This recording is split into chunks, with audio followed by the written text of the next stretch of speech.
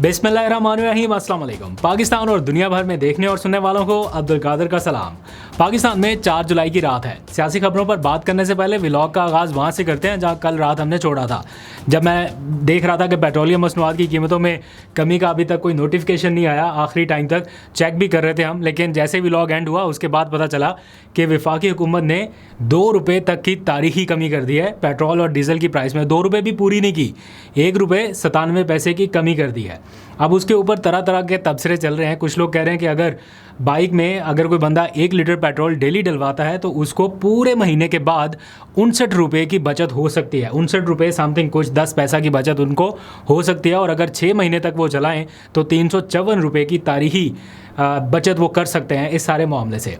जब हुकूमत कीमतें बढ़ा रही थी तो वो किस तनासुब से बढ़ रही थी, और अभी जब कम करने की बारी आई तो पेट्रोलियम मसनूआत की कीमतों में 1-1.5 रुपये की 2 रुपये की कमी, लेकिन पेट्रोलियम लेवी में 10 रुपये हर बार 13 रुपये 12 रुपये इतना इजाफा हो रहा है। और अब पेट्रोलियम लेवी जो है, मेरा ख्याल है वो बुलंद तरीन सतह पर पहुंच चुकी है। जो 1 लीटर पेट्रोल के पीछे हम टैक्स दे रहे हैं वो हर बार बढ़ जाता है। पता नहीं IMF की कंडीशन है या क्या है, लेकिन वही रिलीफ अगर मुंतकिल कर दिया जाता पेट्रोल की कीमतें कम करके तो शायद आवाम को ज़्यादा फ़ायदा होता। मैं एक बार्बर शॉप पे बैठा हुआ था तो वज़ीर आज़म का एक ख़िताब जो उन्होंने हाल ही में किया कौमी असम्बली में, कुछ लोग वो सुन रहे थे। जुम्मे का दिन था और वहाँ पर ये आ रहा था कि वज़ीर आज़म कह रहे हैं कि आज जुम्मे का दिन है और हर बार की तरह एक एक पाई जो है वो कौम को वापस लौटाई जाएगी। वो जैसे वो वादा कर रहे थे कि जैसे ही पेट्रोल की कीमतें कम होंगी तो हम रिलीफ आवाम को देंगे। तो वो उनका ख़िताब चल रहा था जिसमें वो कह रहे थे कि आज भी अपने वादे के मुताबिक हम खातिर खा कमी करेंगे। जुमे का मुबारक दिन है। आज फिर हमने जो हफ्तावार कीमतों का, तेल का और पेट्रोल का ऐलान करना है। हमारी हुकूमत ने वादा किया था कि हम जब कमी आएगी तो एक एक पाई कौम को वापस लौटाएंगे। तो आज इंशाअल्लाह खातिर खा कमी का ऐलान किया जाएगा। और लोग बड़े खुश हो रहे थे कि आज पेट्रोल की प्राइसेस में कमी हो जाएगी। और मुझे, चूँकि मैं वहाँ पे बैठा हुआ, मुझे पता था कि ये खिताब तो पुराना है, बजट सेशन के दौरान दिया। आज तो प्राइम मिनिस्टर मुल्क में भी नहीं है, वो तो ईरान में है, जुमे के रोज़ की बात है। तो मैं उनको बता रहा था कि ये पुराना बयान है उनका, लेकिन वो यकीन माने बैठे थे कि नहीं, आज बड़ी तारीखी कमी होगी। और फिर रात में 1 रुपये 97 पैसे की तारीखी कमी हो गई। अब आप इसके ऊपर क्या कहते हैं? आपको याद है बिजली की कीमत में भी इन्होंने 1 पैसा की कमी की थी कुछ दिनों पहले। खैर, ये सिलसिला चलता रहेगा। अब आ जाइए ज़रा सियासी खबरों के ऊपर बात करते हैं। इमरान खान की कैद तन्हाई का जो मामला है, आपको पता है इन दिनों अदालतों में है। और अलीमा खान ने एक दरख्वास्त दायर कर रखी थी कि जनाब इमरान खान और बुशरा बीबी की जो कैद तन्हाई है उसे ख़त्म किया जाए। तो उसके ऊपर अदालत ने समाअत की थी। ये छुट्टियां शुरू होने से पहले, अदालती छुट्टियां शुरू होने से पहले, गालबन 30 तारीख को पिछले महीने की आखिरी जो वर्किंग डे था उस पर समाअत हुई थी।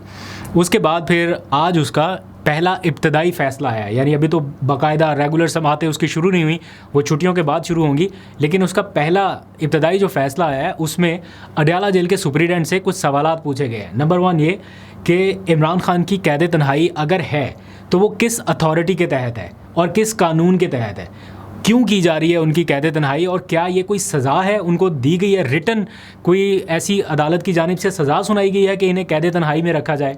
और अगर ऐसा नहीं है तो वो कितनी मुद्दत से इस सिचुएशन को फेस कर रहे हैं। इस सारी सूरत हाल से मुतालिक अडयाला जेल के सुपरिटेंडेंट से जवाब तलब किया गया है। लेकिन इसमें कैच ये है कि ये जवाब तलब करने के बाद जो दोबारा समाअत होगी वो अगस्त 6 को होनी है। यानी अगले महीने की 6 अगस्त को दोबारा समाअत होगी। आज 4 जुलाई है, 1 महीना और 2 दिन के बाद दोबारा से इसकी समाअत होगी। बीच में अदालती छुट्टियां भी हैं, लेकिन 1 महीने तक अगर कोई शख्स कैद तन्हाई में है, उसका एक एक दिन वो इतना उसके लिए अजियतनाक होता है। आप इमेजिन कर सकते हैं, अपने घर में भी कोई बंदा सारी सहूलियात के साथ भी रहे तो 1 या 2 दिन से ज़्यादा मुसीबत बन जाती है।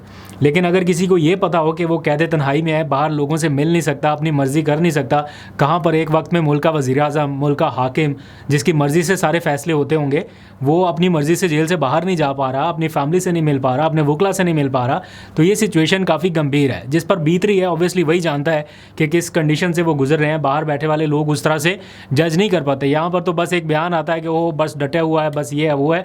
लेकिन जो शख्स डटा हुआ भी हो वो भी अपनी कंडीशन, मेरा ख्याल है, बेहतर समझता है कि उनके साथ हो क्या रहा है। अब 6 अगस्त को जब जेल सुपरिटेंडेंट आएंगे, हो सकता है वो कह दें कि देखें कैद तन्हाई नहीं है इनकी, बुशरा बीबी की उनकी बेटी के साथ मुलाकात कराई गई है और इमरान खान की बुशरा बीबी से मुलाकात हो रही है, तो कहते तन्हाई नहीं, इनकी मुलाकातें जारी हैं और हो सकता है 6 अगस्त तक कोई इमरान खान साहब की भी मुलाकात का कोई रास्ता निकल आए। जैसे कहा जा रहा है कि किसी एक बहन से मुलाकात हो रही है, तो कोई एक आध मुलाकात करा के वो रिपोर्ट पेश कर दी जाए कि देखें जी अभी गुज़िश्ता दिनों बुशरा बीबी अपनी बेटी और भाभी से मिली हैं, इमरान खान अपनी बहन से मिले हैं, तो कहते तन्हाई नहीं है। तो पिछले 6-7 महीने में जो कुछ हुआ उसका हिसाब किताब किधर जाएगा, ऐसा भी हो सकता है। बहरहाल ये इम्कानात है, देखते हैं कि जेल सुप्रीडेंट अब क्या रिपोर्ट जमा कराते हैं।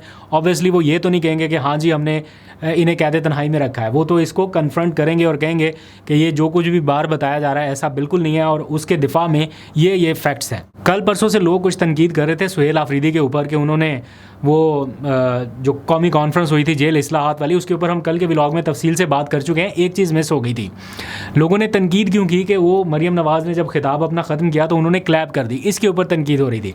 मैंने जस्ट नोटिस किया कि जो सुहेल आफरीदी के खिताब के इख्तितामी लम्हात थे उसमें मरियम नवाज़ भी क्लैप करती हुई दिखाई दी, और ये एक नॉर्मल सा जेस्चर होता है, हर जगह के ऊपर ही होता है। जब भी कोई हाजरीन बैठे हुए हों इकट्ठे तालियां बजाएं तो समटाइम्स बंदा ऐसे उसमें हिस्सेदार बन जाता है, अक्सर ऐसा होता है।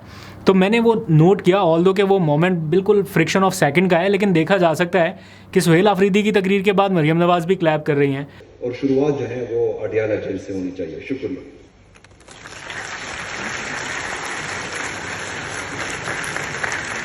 बजाय इसके तनकीद करने के एक अच्छे माहौल में सारे साथ बैठे हैं और एक दूसरे को अगर अप्रिशिएट कर रहे हैं, तो मेरा ख्याल है इतने पोलराइज्ड इन्वायरमेंट में अगर ये थोड़ा सा पॉजिटिव जेस्चर कहीं से नज़र भी आ रहा है तो इसको हज़म कर लेना चाहिए, इसको अप्रिशिएट कर लेना चाहिए, बजाय इसके कि वो बुरा भला कहें। और जिन अल्फाज में बुरा भला कहा जा रहा था वो बड़ा बियॉन्ड द लिमिट्स था, बिलो द बेल्ट था। मेरा ख्याल है इसके ऊपर थोड़ा सा PTI के अपने लोगों को नज़रसानी करनी पड़ेगी कि किन लोगों के नैरेटिव के साथ हम अपना नैरेटिव जोड़ रहे हैं।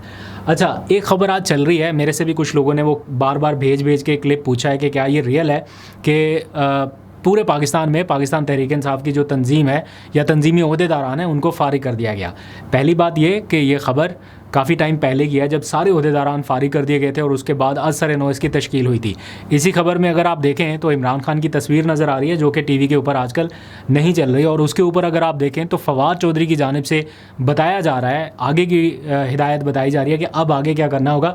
फवाद चौधरी साहब अब इस पोजीशन में नहीं है कि वो पाकिस्तान तहरीक इंसाफ की पॉलिसी को डिटर्मिन करें, तो थोड़ा सा बस फोकस करने की ज़रूरत है। पता चल जाता है कि ये खबर असली है, पुरानी है या नहीं है, लेकिन जिस तरह से लोग भेज के पूछ रहे थे उससे लग रहा था कि शायद ये अभी की इन्फॉर्मेशन है। ये मैं भी किसी टाइम पे ये खबर ब्रेक कर चुका हूँ, लेकिन ये काफ़ी पुरानी खबर है।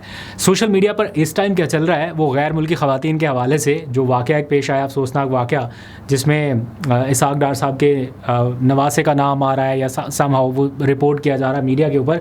इस टाइम आप पूरा ट्विटर उठा के देख लें, हर दूसरी पोस्ट उसी के हवाले से है। लोग जानना भी चाहते हैं और लोग चाहते भी हैं कि इस मामले को मंतकी अंजाम तक कैसे पहुंचाया जाएगा, क्या कोई कवर अप होगा या इस मामले में इंसाफ होगा। कभी जनाब वो आ जाता है, कुछ जर्नलिस्ट के मैं देख रहा था जो एक तरह से हामी जर्नलिस्ट माने जाते हैं PMLN के कैंप के, वो पूरी एक स्टोरी बता रहे हैं कि जनाब हमारी इतलात के मुताबिक या हमारे पास जो मुस्तरद मालूमात है उसमें ये हुआ और बजाते ख़ुद जो है वो गिरफ़्तारी के लिए लोकेशन शेयर की गई। समहाउ इस तरह की वो चीज़ें आ रही हैं, और यही जर्नलिस्ट हैं जो आम हालात में इतनी सी भी तरफदारी नहीं कर पाते, बल्कि उल्टा एक दो हाथ और ऊपर आते हैं कि ये कर देना चाहिए, वो कर देना चाहिए, और इसको फ्राई कर दें, इसको पता नहीं ये कर दें, वो कर दें, ऐसा मुतालबा किया जाता है। अभी वो चीज़ें जो है वो उस तरह की नहीं कर रहे हैं। हाँ, ये बता रहे हैं कि इस वाक़े में ये हुआ, वो ये बता रहे हैं कि बड़ापन है किसी का, कि ताउन किया जा रहा है एंड समहाउ। तो दूसरा जो साइड है, अभी मैं देख रहा था कोई यासिर शामी साहब ने कोई स्टोरी की है, उसमें वो बिल्कुल डिफरेंट एक मामला नज़र आ रहा है। बहरहाल जब इसकी तहकीकात हो जाएंगी, दोनों साइड्स का वर्जन सामने आ जाएगा, फिर कुछ नतीजा अखज़ करने की पोजीशन में होंगे। अभी तक तो हर तरफ सोशल मीडिया के ऊपर बस यही चल रहा है कि वो जनाब इसहाक डार साहब के नवासे हैं। इसहाक डार साहब के नवासे होंगे, लेकिन इसहाक डार साहब ने ख़ुद तो कुछ नहीं किया ना, तो वो जिनके नवासे हैं उसका कोई वालिद भी तो होगा ना, उस शख्स का कोई वालिद होगा, उसके बारे में कहीं पर कोई जिक्र ही नहीं है। बस वो उनके नवासे के निस्बत से उन्हीं की सारी चीज़ें जो है वो सोशल मीडिया पे चल रही हैं। एनीहाउ वो ख़वातीन, मुतासरा ख़वातीन जो हैं वो मुल्क से अब बाहर जा चुकी हैं, और अब ये किस तरफ जाएगा केस किसी को मालूम नहीं है, लेकिन देखते हैं ये कुछ दिन और चलेगा, उसके बाद शायद थोड़ा सा गर्द बैठने लग जाएगी और फिर कोई नया टॉपिक शुरू हो जाएगा, लोग उसकी तरफ चले जाएंगे।